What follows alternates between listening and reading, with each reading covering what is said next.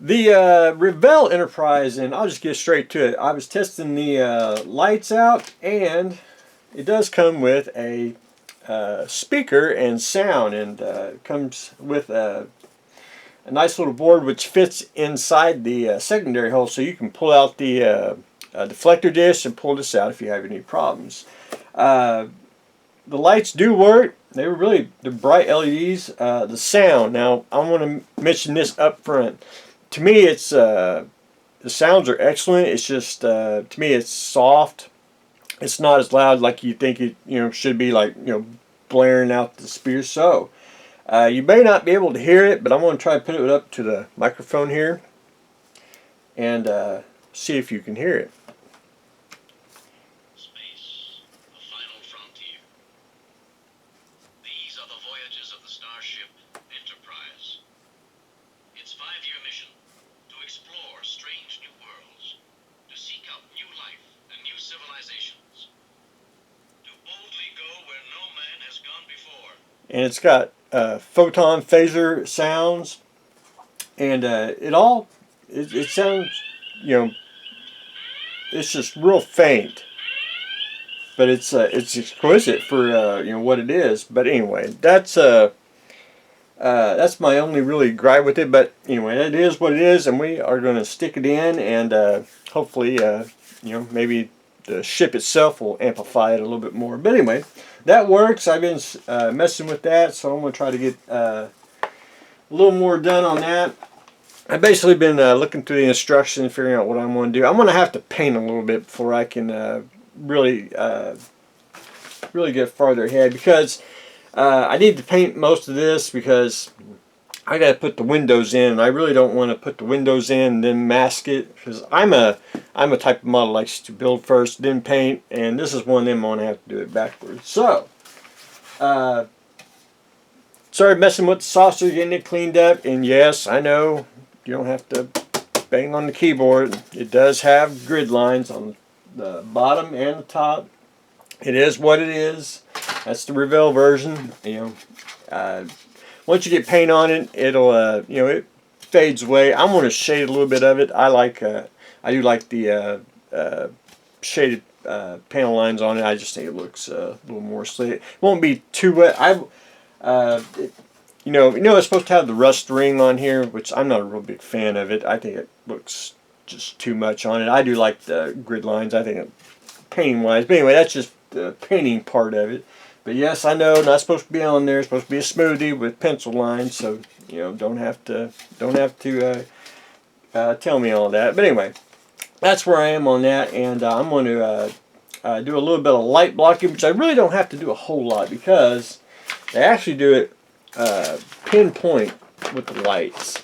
They actually put the lights basically directly over where. I call it the little cargo holes here. Actually right above that, so there won't be much light leak at all bleeding through the kit, so because it's all pretty much pinpoint where it is at. So anyway, there is that on the painting. If you want to paint the Enterprise, Garage Kits has a paint set which it's pretty darn accurate. If you want to go to my route, Jay and Gray, it's a little, you need to add a little white to it, and you're really close on that. But again, to my balls start ranking up in price, and you can almost go through one of these, just get half the ship painted. But there is another way, and I think it's really close, and that's Tamiya's spray here, the TS81 Royal Light Gray. I think that is almost pretty darn accurate color wise to the ship. If you it's basically I want to say a shade darker, but I think it's excellent, and for the money it coats well, and it's really close, especially when you get all the decals on. I have built a 351 with that color, and I'm going to go pretty much all Constitution class ships with the TS81 World Gray. I think it's just a excellent base coat for the Enterprise color. So I'm going to work on that, and then I have a new addiction, and that's 30-minute mission kits. And these are like Gundams, but they're not Gundams.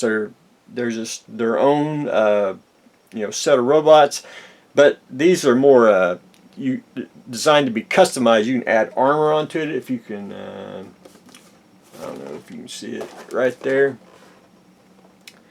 You can add different armors on, make different robots, which that just appeals to me to no end.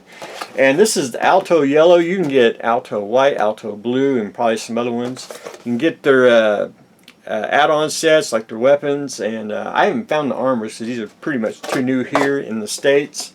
But anyway, I want to make him because I got inspired. Since he's yellow, I wanted to put tiger stripes on him and make Tiger Alto, which I thought would be pretty darn sick. I just like the designs.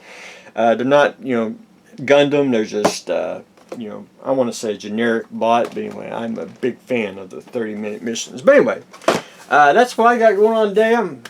Well, I'll say this.